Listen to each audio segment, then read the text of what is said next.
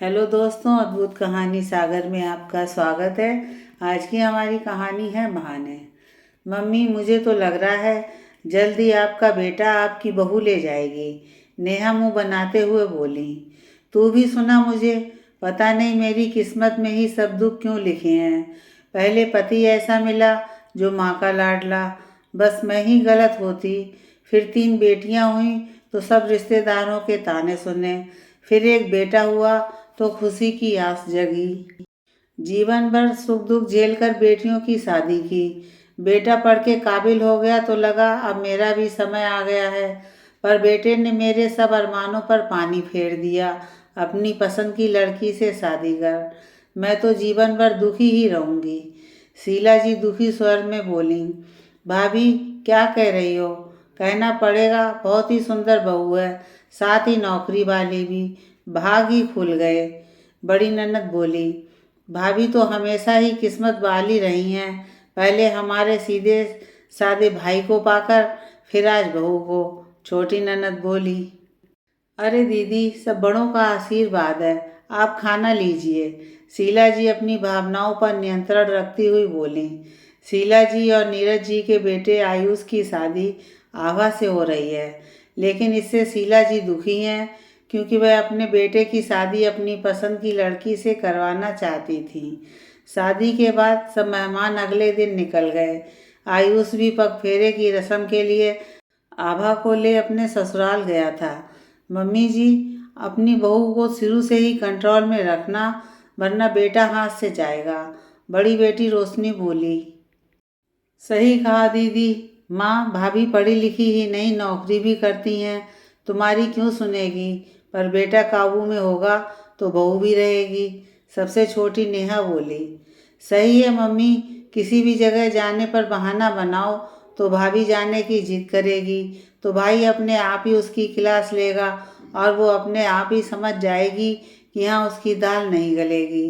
रीना बोली। अरे क्या बातें हो रही हैं माँ बेटियों में, कोई चाय भी पिलाएगा?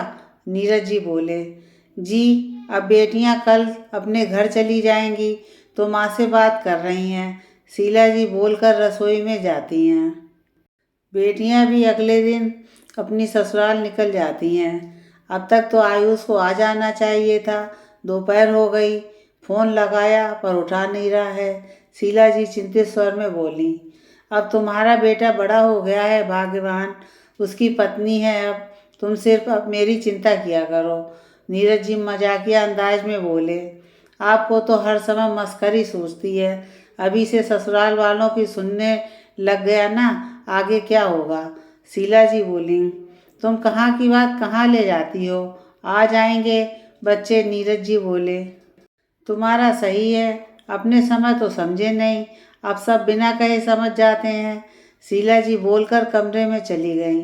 आयुष और आभा शाम को आते हैं। बेटा, बड़ी देर कर दी, कम से कम फ़ोन ही कर देता, या तेरे ससुराल में हमसे बात करने की मनाही है? शीला जी व्यंग करते हुए बोली। अरे माँ, क्या बताऊँ, हम तो निकलने ही वाले थे, इतने में आभा के मामा जी आ गए। फिर खूब मस्ती हुई, हमारे घूमने का प्लान तैयार करने लग गए।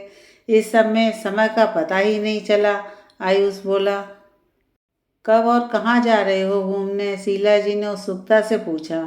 माँ, अगले हफ्ते। कहाँ का तो पता नहीं, क्योंकि आभा ही तय करेगी, कहकर आयुष आभा को देखता है। वह मुस्कुरा देती है। सही है बेटा, अब सब तुम्हारी पत्नी ही करेगी, या तुम भी कुछ करोगे? जाओ कपड़े बदलो, मैं चाय बनाती हूँ। शीला जी बोली।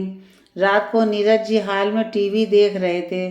कमरे में शीला जी ने अपनी बेटी रोशनी से फ़ोन पर स्पीकर पर बात कर रही थी और घूमने के बारे में बताया। माँ, कुछ भी करके रोक दो, भाभी जिद करेगी और बस तुम भेजकर महान बन जाना और भाई को बुरा लगाती रहना, रोशनी ने कहा। इतने में आभा दूध देने आई तो शीला जी ने फ़ोन रख दिया। जाने के एक दिन पहले शाम को ही शीला जी छाती में दर्द है कहने लगी। डॉक्टर के जाने के लिए कहा तो बोली, क्या पता मर जाऊं, मैं तो घर नहीं छोड़ूंगी। अगले दिन सुबह शीला जी आयुष को बुलाकर बोली। बेटा, तुम और बहू जाओ घूमने, मेरा तो बुढ़ापा है, ये लगा ही रहेगा, कहीं बहू को बुरा ना लग जाए। नहीं माँ, आभा ने तो कल ही सब कैंसिल कर दिया था कि माँ की तबीयत ठीक नहीं, हम कैसे जा सकते हैं। आयुष बोला। देखा, तुमको कितनी समझदार बहू मिली है, नीरज जी बोले। बहू तो कल आई है, ये तो मेरा बेटा है जो मुझसे प्यार करता है। शीला जी आयुष के चेहरे पर हाथ फेरते हुए बोली। आयुष कुछ कहना चाहता था, लेकिन कमरे में खड़ी आभा ने इशारे में मना कर दिया। आभा ने सब काम संभाल लिए, ऐसा कुछ नहीं था कि शीला जी को मौका मिले। कल मेरी फ्रेंड किसी काम से शहर आ रही है, तो मैं कल उससे मिलने कैफ़े में जाऊंगी। शाम को देर हो सकती है, आभा आयुष से बोली। ठीक है, आयुष ने कहा। शीला जी ने सुन लिया। अगली सुबह ही शीला जी बोली, बहू आज शाम को मंदिर जाना है, मैंने कोई मन्नत मांगी थी। आयुष बोलने लगा, माँ वो आज आभा। आयुष इतना भी ज़रूरी काम नहीं, मम्मी जी मैं आ जाऊंगी। आभा बोली। बात वहीं ख़त्म हो गई। आयुष को बुरा लगा, पर आभा ने समझा दिया। शीला जी अपनी बेटी को फ़ोन कर बोली, बहू तो बहुत ही पहुंची हुई है, कोई बात के लिए मना करूं पर जिद ही नहीं करती। माँ लगता है भाभी काफ़ी होशियार है, ऐसा कर कहीं भाई की नज़रों में महान बन रही हो। रोशनी ने कहा। सही कहा, पर तू चिंता ना कर, तेरी माँ भी कम नहीं, इसका असली रूप सामने ज़रूर लाऊंगी, शीला जी बोली। ये बात जब कर रही थी तब किसी काम से आयुष नीचे आया था। उसे ये सब सुनकर यकीन नहीं हुआ। कमरे में जाकर वो जब ये बात आभा से कहता है तो वो भी बताती है उसने भी ऐसी बात सुनी थी। पर मैं तुम्हारी पसंद हूँ तो उनको समय तो लगेगा ना, थोड़े समय की बात है, सब सही हो जाएगा। लगभग महीने भर बाद आभा अपने मायके मिलने जाने के लिए कहती है तो शीला जी हाँ कर अपनी छोटी बेटी को एक ही दिन पहले बुला लेती हैं। बहू अब तुम्हारी ननद आ गई है तो छुट्टी ले लो और अपने मायके बाद में चली जाना, शीला जी बोली। माँ नेहा आई तो क्या हुआ, आभा ने पहले ही प्रोग्राम बना लिया था, आप तो हैं, फिर क्या परेशानी है, आयुष बोला। बेटा बहू है वो, कोई जिम्मेदारी है या नहीं घर की। मायके बाद में चली जाएगी, अपनी पसंद की शादी कर ली, अब क्या बीवी की ही सुनेगा, शीला जी बोली। माँ इसमें बीवी की सुनना कहाँ से आ गया, वो तो कुछ नहीं कह रही, उसने तो हर बार इस घर का आपका ही तो सोचा है, आयुष बोला। बाहरी बहू अब मेरे बेटे को शिकायतें करके भड़का रही है, सही कहा था सबने, बेटा तो हाथ से गया, शीला जी रोने का स्वांग करने लगी। यह क्या नाटक लगा रखा है, बहू मायके जा रही है तो जाने दो, नीरज जी बोले। बस अब यही बचा था, बेटा तो बेटा, बाप भी मुझ में ही कमी निकाल रहे हैं, शीला जी बोली।